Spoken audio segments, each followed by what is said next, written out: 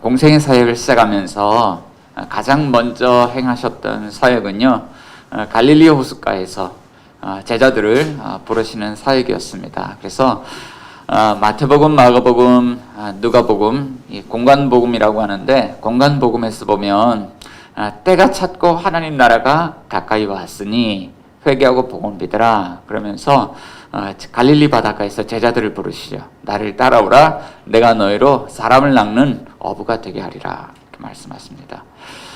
그런데 요한복음 말씀을 읽어보면 예수님께서 제자를 부르는 그 첫 번째 사역이 사뭇 다른 모습으로 우리에게 보여지고 있습니다. 그것은 예수님께서 말씀의 권위로서 제자들을 나를 따라오라 이렇게 부르는 것이 아니고 복음 전도를 통해서 제자들이 예수님께 부름을 받고 있다는 것이죠.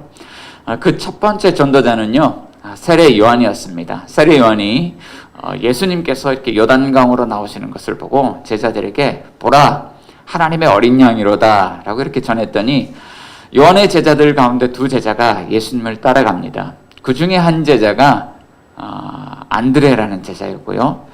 자, 이 안드레라는 제자가 요한에 이어서 이제 두 번째 전도자가 되죠. 우리가 메시아를 만났다. 자기 형제 시몬에게 가서 또 이렇게 복음을 전도합니다. 그랬더니 베드로가 예수님께 나오죠. 그러니까 예수님이 베드로에게 별명을 지어주십니다. 너를 게바, 곧 베드로라 하리라. 게바는 번역하면 베드로고 이것은 반석이라는 그런 의미를 가지고 있습니다. 자, 그런데 예수님께서 이 요단강에서 이제 갈릴리로 떠나려고 하시는데 이튿날 예수님께서 떠나기 직전에 이제는 예수님이 직접 한 사람을 찾아 나서서 그를 전도합니다. 그는 빌립이었습니다. 예수님께서 빌립에게 찾아가셔서 빌립에게는 말씀의 권위로 그를 초청하십니다. 나를 따라오라. 자, 따르라는 것은 그냥 갈릴리까지 같이 가자는 이야기가 아니라 일평생 예수님과 함께 하면서 예수님의 제자로서 부르시는 그 말씀이죠. 그래서 나를 따라오라. 자, 그랬더니 이 빌립이라는 제자가 예수님을 따라 나섰는데 급하게 또 한 사람을 찾습니다. 한 사람을 찾아서 그에게도 이제 복음을 전해주죠. 이제 그것이 오늘 본문에 시작되는 그런 이야기예요. 이 빌립이라는 사람은 나다나엘이라는 한 사람을 찾아갑니다. 그리고 그에게 이렇게 이야기를 하죠. 45절 말씀 가운데 보니까 빌립이 나다나엘을 찾아 이르되 모세가 율법에 기록하였고 여러 선지자가 기록한 그 일을 우리가 만났으니 요셉의 아들 나사렛 예수니라. 모세가 율법에 기록하였고 여러 선지자가 기록한 그 일을 우리가 만났다라고 복음을 전도하죠. 여기에서 율법과 선지자라는 이야기가 나오는데 이것은 율법에서 나오는 어떤 특별한 구절, 또 선지서에서 나오는 어떤 특별한 구절, 특정한 어떤 성경 구절을 이야기하는 게 아니고 율법과 선지자 혹은 율법과 선지자가 기록한 것과 또 시편 이렇게 이야기를 하면 구약 성경 전체를 일컫는 관용적인 표현이에요. 그러니까 구약 성경이 말씀하고 있는 그 사람, 성경에서 말씀하고 있는 그 사람, 자, 바로 메시아죠. 메시아에 대한 이야기인데 그 메시아를 우리가 만났다. 그러니까 안드레가 베드로에게 복음을 전할 때 내가 메시아, 우리가 메시아를 만났다라고 이야기한 것과 똑같은 이야기예요.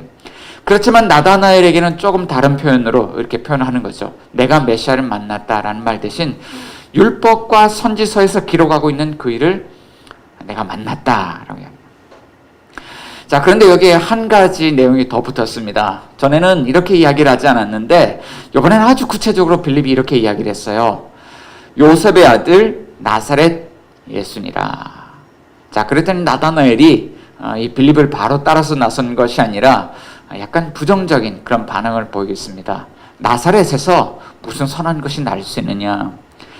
그 갈릴리에 있는 그 시골 동네, 그 작은 동네, 그 촌동네에서 어떻게 메시아가 날 수 있냐. 메시아가 나려면 적어도 뭐 예루살렘이나 베들레헴 정도는 돼야지. 구약 성경이 이야기하고 있는 그 지역 정도는 돼야지. 구약 성경에서 나사렛에 대해서 이야기하고 있는 것이 없는데 어떻게 그 작은 동네에서 그런 일이 일어날 수 있냐. 나사렛에서 무슨 선한 것, 메시아가 날 수 있느냐. 자, 이렇게 이야기를 하죠. 자, 그러고 보면 오늘 본문은요, 우리에게 이렇게 질문을 해오는 것 같아요. 여러분은 오늘 복음 전도를 하고 있습니까? 그런데 여러분, 전도하기가 참 어려우시죠? 이렇게 묻고 있는 것 같아요. 특별히 요즘 위드 코로나 시대에 이런 반응들이요, 더 피부에 이렇게 와닿는 것 같아요. 나사렛에서 무슨 선한 것이 날 수 있느냐. 자, 오늘 우리가 복음 전도할 때 사람들이 이렇게 반응하는 것 같습니다. 이 시대 교회에서 무슨 선한 것이 날 수 있느냐.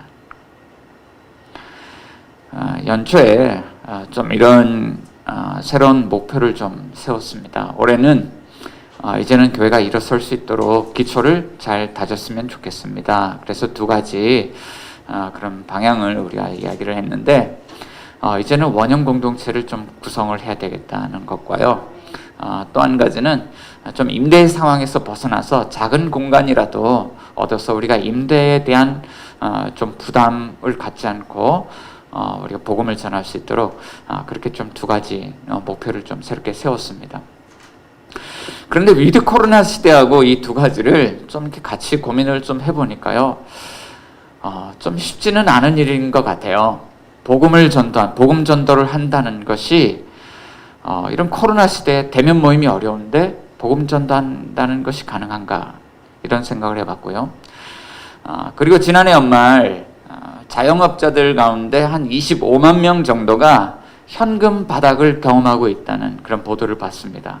그러니까 경제적으로 너무너무 힘든데 임대 상황을 벗어난다는 것이 과연 가능할까, 이런 생각을 해보게 돼요. 게다가 복음 전도를 하는데 어려운 점은 또 있습니다. 요즘 교회가 여러 그런 사회적인 그런 관계들 속에서 갈등 관계를 빚고 있기 때문에 이런 갈등 관계 속에서 과연 복음 전도를 하는 게 가능한가, 이렇게 참 어려운 일들이 있겠구나라는 생각을 합니다. 그럼에도 불구하고 오늘 본문에서도 마찬가지예요. 나사렛에서 무슨 선한 것이 날 수 있느냐, 이런 반응 속에서도 복음 전도를 통해서 사람들이 예수님께로 연결되고 있고, 예수님을 만난 사람들이 우리가 메시아를 만났다고 이야기하면서 예수님을 따라가고 그들의 인생이 새롭게 변화되어지는 이런 모습들을 오늘 본문은 우리에게 보여주고 있는 것이죠. 자, 그리고 복음 전도가 뭐냐? 이 복음 전도에 대해서 오늘 우리에게 본문은 말을 걸어오고 있는 것입니다. 자, 하나님 오늘 본문을 통해서 복음 전도에 대해서 우리에게 무엇이라고 말씀하고 있을까요? 자, 복음 전도란 교회의 성도들의 숫자를 늘리는 것이 아닙니다. 복음 전도라는 것은 사람들을 예수님과 연결시켜주는 것, 사람들이 예수님과 연결될 수 있도록 예수님과 연결시켜주는 것, 그것이 바로 복음 전도인 것입니다. 자, 오늘 빌립은요, 사람을 더 늘리기 위해서 전도를 하는 것이 아니라 한 사람, 나다나엘이라는 사람을 예수님께로 연결시켜주고 있어요. 그래서 그가 택한 방법은 그가 어떤 분이다, 요셉의 아들 나사렛 예수가 어떤 분이라고 그 나다나엘과 맞서서 논쟁하거나 설득하려고 하는 것이 아니라 이렇게 하는 것입니다. 와서 보세요. 와서 보세요. 자, 그리고 그 이후의 상황에 대해서는요, 예수님께 맡겨드리는 거예요. 사람을 변화시키려고 하지 않고요, 그를 예수님께로 연결시켜주는 것을 우리가 볼 수 있죠.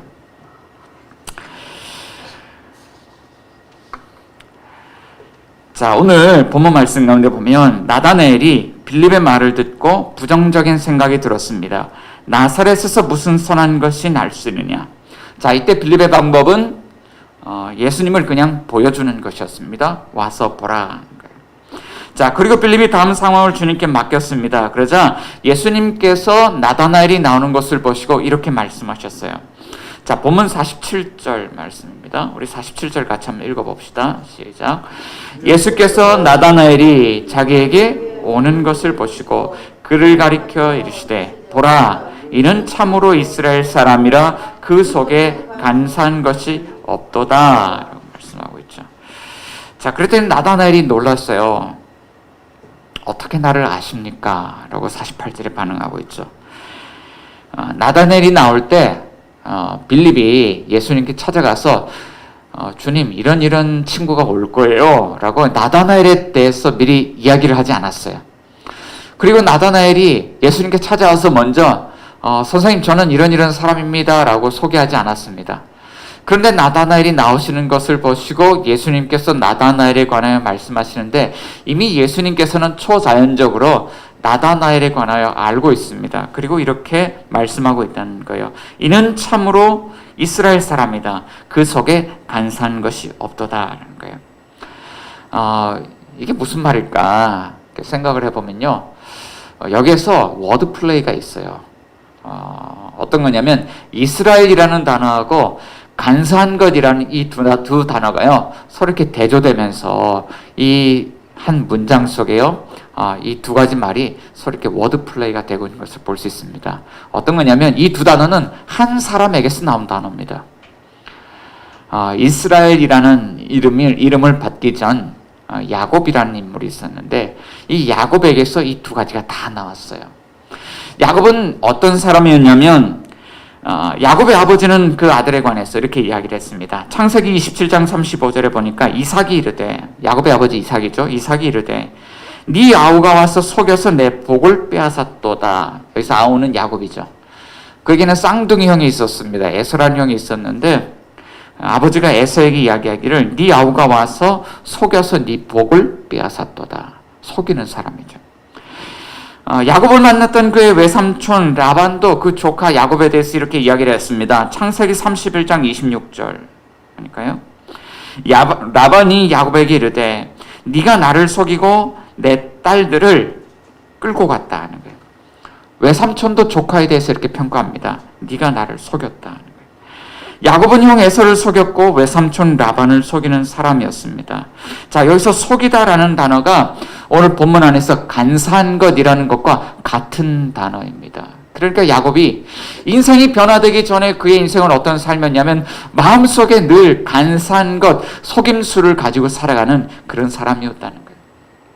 자, 그런데 야곱이 인생을 살아가면서 변화되는 순간이 있습니다. 자, 그가 외삼촌 집이 있는 밧단 아람에서 고향으로 돌아올 때, 자, 그는 형 에서를 만날 것을 두려워하면서 야복 강가, 야복 나루에서 멈추었습니다. 그리고 무릎 꿇고 하나님께 기도하기 시작했습니다. 그리고 마치 삿발을 붙잡고 씨름을 하는 사람처럼 하나님의 천사와 씨름하기 시작했습니다. 주님, 저를 형 에서의 손에서 건져주지 아니하시면 저는 오늘 당신을 놓지 않겠습니다. 하나님의 사자는 그가 놓게 하기 위해서 그의 환도뼈를 치고 힘줄을 끊었어도 밤이 새도록 그는 하나님의 사자를 놓지 않고 매달립니다. 이때 하나님이 그에게 새로운 이름을 주셨는데 그때 주신 이름이요 이스라엘이라는 이름이에요. 네가 하나님과 겨루어서 이겼다라는 이름이죠. 야곱의 인생을 보면 이 변화되기 이전에 그의 인생은요 남들을 속이는 인생, 속에 간사한 것을 가지고 살아가는 인생이었지만 이제 변화된 후로는 철저하게 하나님 붙들고 씨름하면서 하나님을 신뢰하고 의지하는 그런 인생을 살아가고 있습니다. 예수님께서 나다나엘을 만나셨을 때 그에게서 보신 것이 이것이죠. 이는 참 이스라엘 사람이다. 그 속에 간사한 것이 없도다. 자, 그리고 이것 때문에 나다나엘이 놀랐습니다.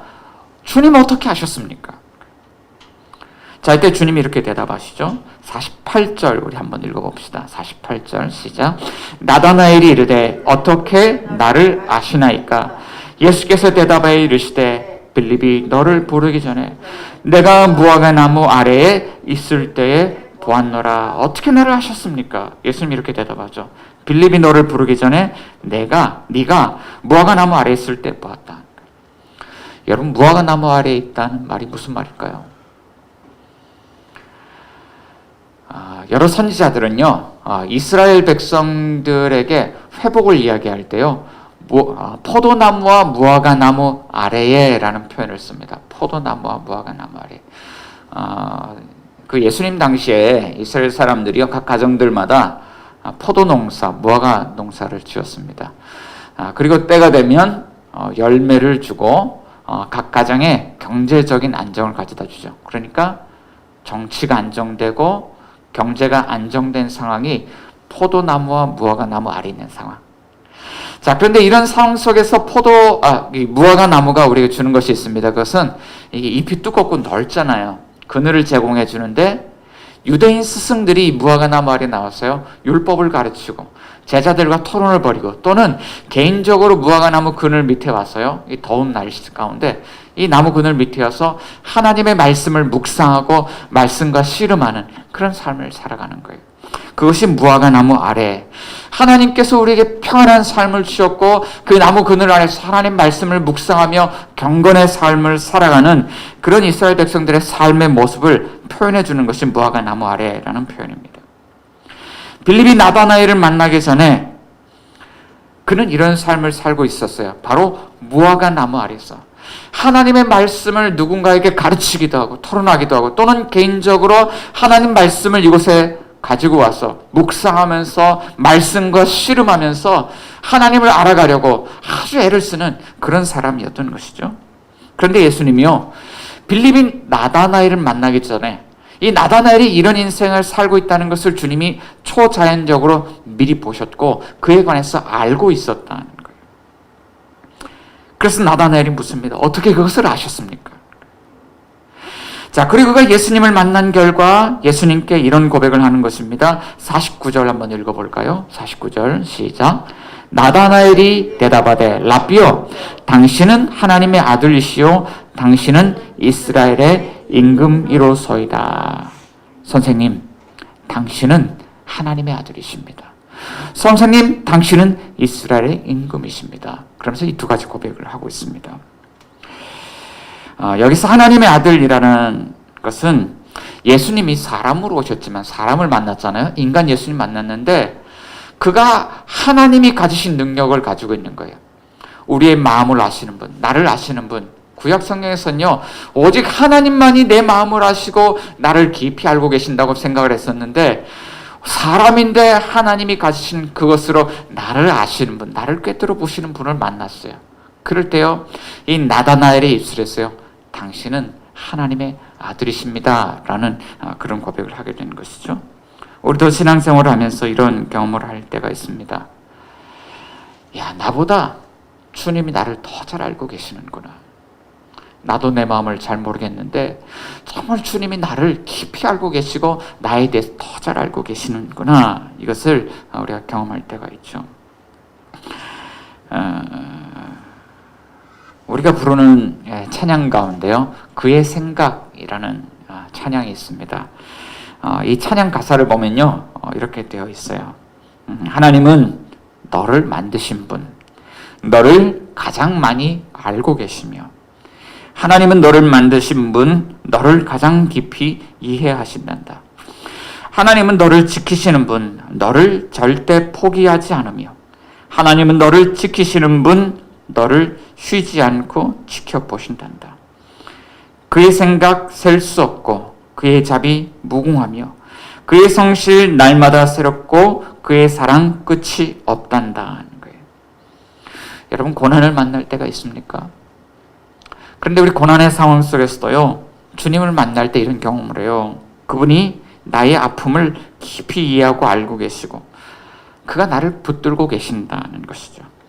자, 그리고 그런 주님을 우리가 만나게 될 때요, 날마다 새 힘을 얻고 위로를 얻습니다. 또는 우리의 삶이 어긋나서 죄악된 길로 나아갈 때도 있습니다. 그때도 주님이 나와 함께 계셔서 우리를 이 죄악된 상황으로부터 건져주시고, 자, 십자가의 그 은혜로 우리 인생을 다시 리셋 버튼을 눌러서 새롭게 시작하는 것처럼 우리 인생을 다시 새롭게 출발하게 하신다는 거예요. 그리고 우리를 은혜로 건져내어 주셔서 다시 하나님의 거룩한 백성으로 존귀한 자녀로 살아가게 하실 때 우리는 마음속에서부터 솟아나는 어떤 기쁨을 경험하게 되고 위로와 회복의 삶을 경험하게 되는 것이죠. 그리고 이런 은혜를 경험한 나다나엘이 오늘 본문에서 이렇게 두 번째 고백을 하고 있는 거예요. 당신이 이스라엘의 임금이십니다. 당신이 다윗의 자손이군요.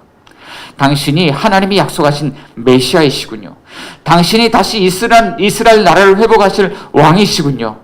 당신이 오늘 나의 왕이시군요.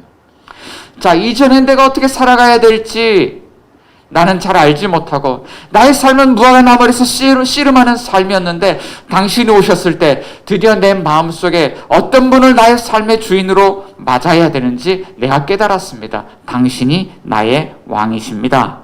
그러면서요, 내 인생의 주인을, 참된 주인을 맞아들이고 내 인생의 주인을 바꾸는 그런 놀라운 삶의 변화를 오늘 고백하고 있는 것이죠.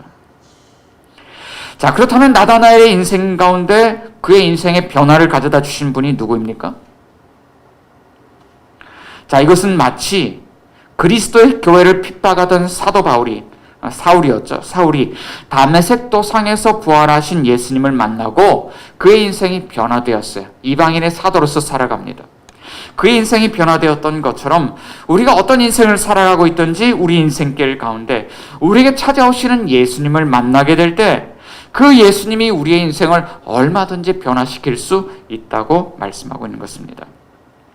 그렇기 때문에 오늘 본문은 이렇게 이야기를 해요. 사람을 변화시키는 것은 우리의 몫이 아니라 그것은 주님 몫이다라는 거예요. 여러분, 나의 인생에 변화가 필요할 때가 있으시죠? 그리고 내 주변에 있는 가까운 사람들 가운데 좀 변화되었으면 하는 그런 사람들이 여러분 주변에 있으시죠? 자, 그것은 우리의 몫이 아니고요. 우리가 변화되고 우리 주변에 있는 사람들이 변화되는 방법은요, 그들을 예수님께로 초대하고 예수님과의 만남을 통해서 예수님이 변화시킬 수 있도록 그분께 맡겨드리는 거예요. 자, 그럼에도 오늘 우리가 살아가면서 복음 전도를 할 때 넘어야 될 장애물이 있습니다. 둘째는 시대와 문화의 변화가 우리를 가로막고 있다고 이야기하고 있습니다. 오늘 본문 안에서는요, 나다나엘이 이렇게 반응했어요. 나사렛에서 무슨 선한 것이 날 수 있습니까? 오늘 한국교회에서 무슨 선한 것이 날 수 있습니까? 자, 오늘 우리는 이렇게 질문할 수 있죠. 마크로밀 엠브레인이 출간했던 2021 트렌드 모니터라는 책에서는요, 위드 코로나 시대에 우리의 소비 트렌드가 어떻게 변화될 것인지를 보여주고 있습니다. 자, 그동안 우리는 이런 것을 경험했습니다. 사람들과의 대면 만남이 줄어들고 집에 있는 시간이 늘어났습니다. 집과 인간관계가 변화되었습니다. 이 책에서 2015년과 2020년 사이에 서로 다른 두 데이터를 비교하고 있습니다. 집에서 일을 하고 있는 시간이 집에서 일하는 시간이 늘어났다. 이런 질문에 대해서 2015년에는 18.4%가 대답한 반면 2020년에는 25.6%가 그렇게 대답을 했어요. 집에서 자기 개발을 하고 있는 시간이 늘어났다. 자기 개발 시간이 늘어났다. 14.2%에서 30.7%로 늘어났습니다. 집에서 쉬는 시간이 늘어났다. 그것은 22.9%에서 40.9%로 늘어났죠. 자, 위드 코로나 시대요. 집 밖에서 살아가는 시간보다 집 안에서 살아가는 시간이 훨씬 많아졌다는 거예요.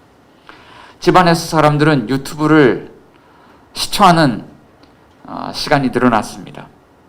또 홈 트레이닝을 하는 사람들이 늘어나고, 홈 인테리어에 관심을 갖는 사람들이 늘어나고, 가전제품을 사는 일이 늘어나고, 외식보다는 배달 음식과 반조리 음식이 인기를 끌고, 전 세대에 걸쳐서 줌 화상회를 하거나 또 유튜브를 통해서 온라인 수업을 받는 이런 일들이 늘어났죠.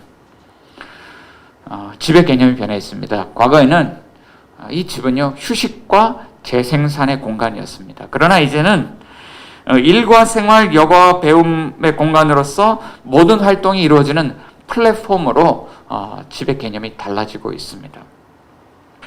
자, 그래서 사람들의 뚜렷한 성향 변화가 있습니다.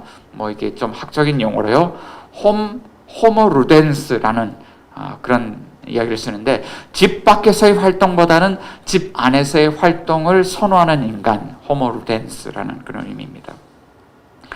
자, 그리고 이로 인해서 사회적 인간관계가 현재 구조조정 중이에요. 오프라인 만남이 줄어들어도 불편하지 않다고 말하는 사람들이 68%, 식사와 술자리 모임을 갖기 어려워서 불편하다는 사람들이 27%인 반면에 온라인을 통해서 만남을 갖는 것이 편하고 더 안정감 있다고 말하는 사람들이 62%. 자, 그래서 코로나19 상황이 원하지 않는 인간관계를 정리하는데 매우 좋은 핑곗거리가 되고 있다는 이야기죠. 지난 한 해요, 우리도 이런 이야기들을 했던 것 같아요. 코로나로 인하여서 대면 만남이 어렵기 때문에 전도가 안 됩니다. 자, 교회가 지난 한 해 좀 성장했습니까? 교회가 좀 상황이 나아졌습니까? 코로나 상황 때문에 우리 다들 힘든데 마찬가지로 우리도 힘이 듭니다. 라고 대답을 했습니다. 자, 코로나를 핑계로 교회가 성장하지 않는다. 코로나를 핑계로 복음 전도하는 일이 어렵다. 이런 핑계를 대었던 것이 사실이죠. 자, 그런데 이제 사람들이 집에 머무는 것이 익숙해져 가고 있고 만나서 불편함을 느끼는 관계라면 코로나를 핑계로 이 관계를 정리하고 있는 상황이라는 거예요. 자, 우리가 핑계를 대지만 이 상황이 바뀐다면 상황이 더 나아질까? 그렇지 않다는 거예요. 이제는 만나고 싶어도 만남이 어려운 그런 시대가 되어가고 있다는 것을 우리에게 이야기를 하고 있습니다. 자, 이런 상황에서 복음 전도를 이야기하면 자, 우리는 더 부정적인 대답을 들을 수밖에 없을지도 모릅니다. 나사렛에서 무슨 선한 것이 날 수 있습니까? 자, 그럼에도 우리는 복음 전도를 해야 합니까? 오늘 우리는 복음 전도를 해야 한다고 성경 말씀하고 있어요. 자, 그것이 어떻게 표현되고 있냐면 43절 가운데 이튿날 예수께서 갈릴리로 나가려 하시다 빌립을 만나 이르시되, 여기서 만났다라는 단어가 나오는데 만났다라는 단어는 우연히 만났다가 아니에요. 예수님께서 빌립을 찾아서 만나셨다는 것입니다. 45절 말씀에도 빌립이 똑같이 하죠. 빌립이 나다나엘을 찾아 이르되, 나다나엘을 어떻게 만나셨냐면 찾아서 만나셨다는 거예요. 그냥 우연히 만나는 것이 아니라 사람들을 찾아서 만나시고 그들에게 복음을 전하셨다. 자, 그리고 찾아서 만난 결과 한 사람이 예수님을 만나고 인생이 변화되는 놀라운 이야기를 오늘 우리에게 들려주고 있는 것이죠. 자, 우리는 왜 사람들을 찾아서 만나야 될까요? 자, 오늘 셋째 본문 이렇게 이야기를 하고 있습니다. 예수님이 하나님과 우리 사이를 연결해주는 다리가 되어주시기 때문에, 사람들을 예수님께로 인도하면 예수님이 하나님과 그들의 끊어진 관계 또 깨어진 관계들을 연결하는 다리가 되어주실 것이기 때문에 그들을 예수님께로 인도해야 된다.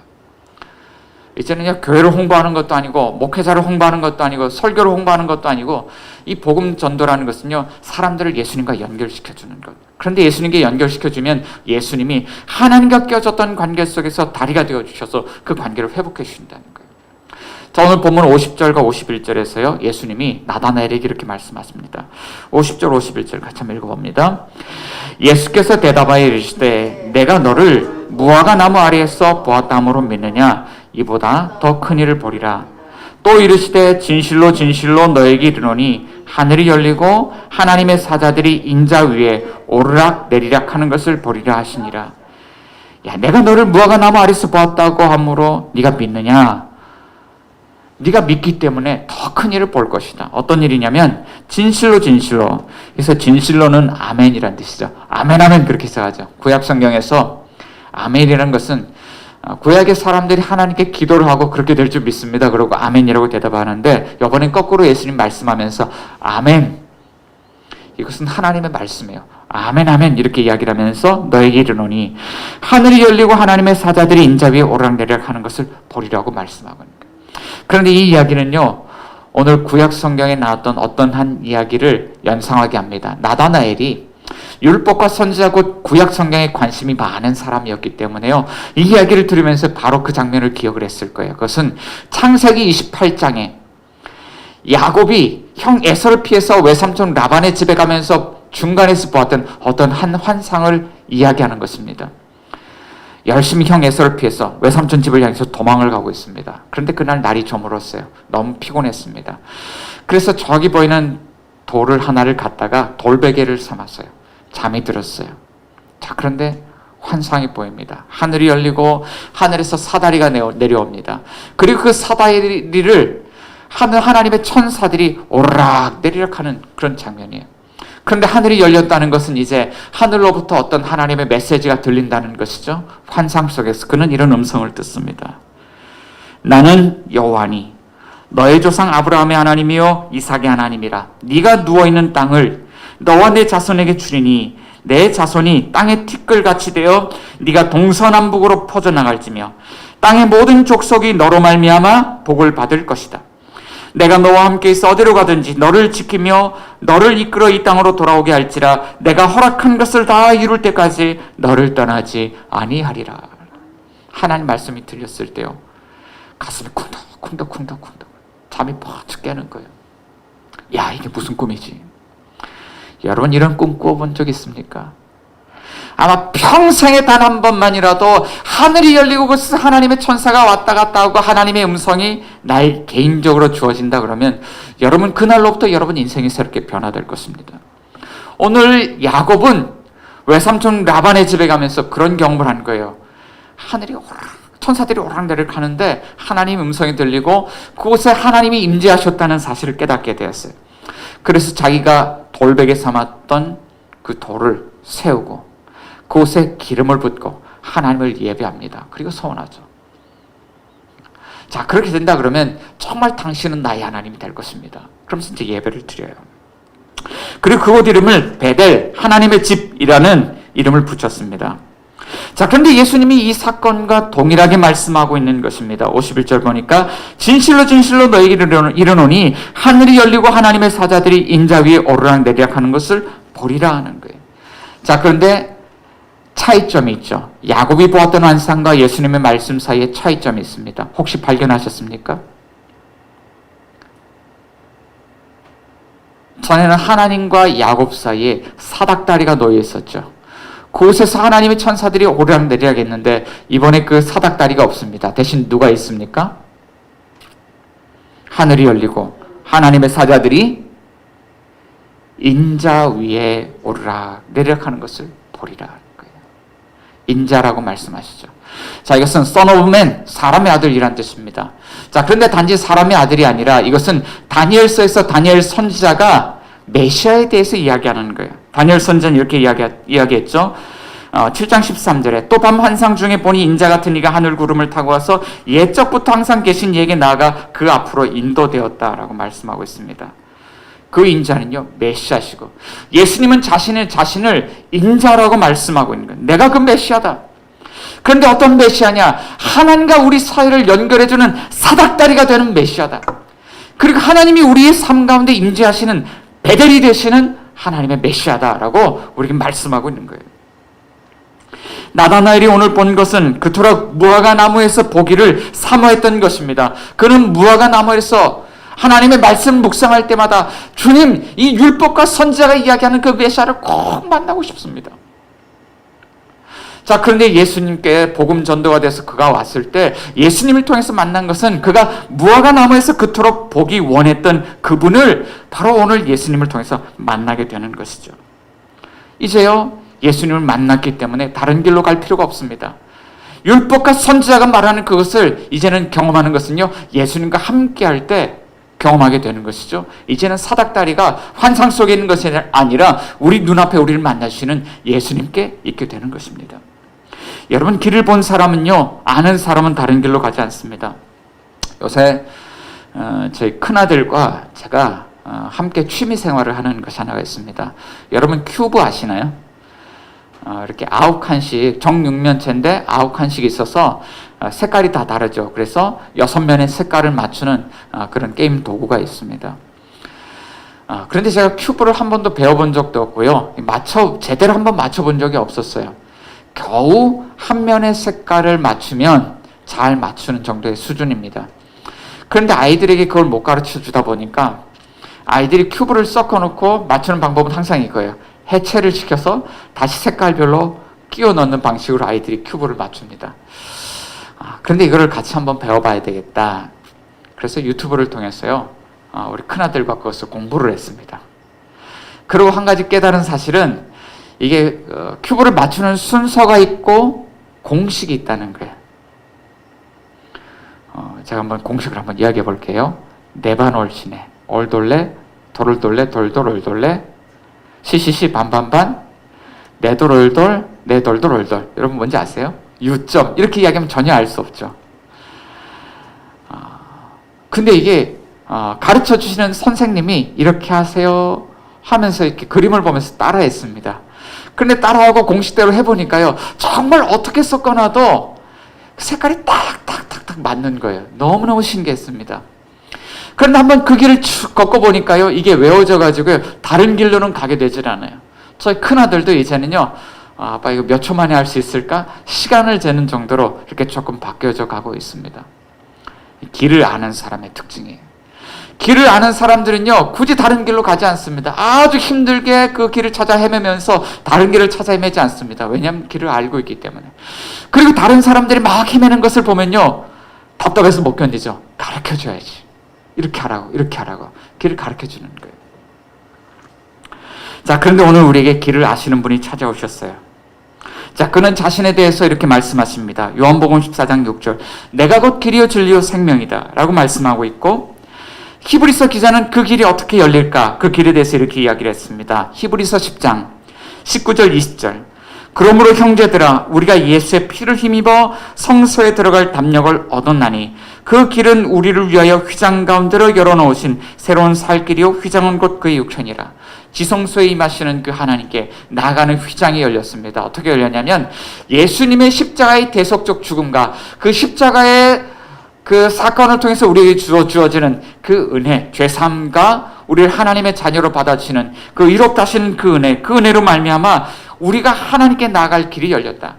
예수님이 십자가에서 그 대속적인 사건을 통해서 우리에게 다리가 되어주시고, 그 십자가의 은혜로 날마다 이제는 하나님과 만날 수 있는, 날마다 하나님의 거룩한 백성으로 새롭게 시작할 수 있는 우리에게 살 길, 생명의 길을 주님께서 열어놓으셨다고 성경 우리에게 말씀하고 있는 것이죠.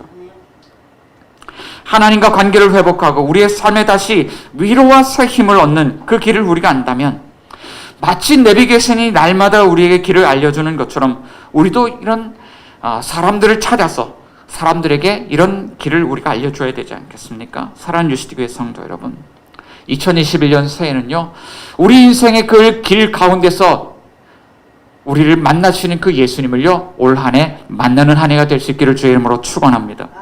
그리고 우리 주변에 있는 가까운 이웃들을 찾아서, 다양한 방식으로 찾아서 그들을 그리스도께 연결하는, 그래서 복음 전도를 통하여서 사람들이 한 사람 한 사람 예수님을 만나고 이 인생이 새롭게 변화되어지는 놀라운 은혜가 올 한 해 또 저와 여러분들에게 주어지기를 주의 이름으로 축원합니다. 우리 같이 한번 기도하기를 원합니다. 복음 전도를 통하여서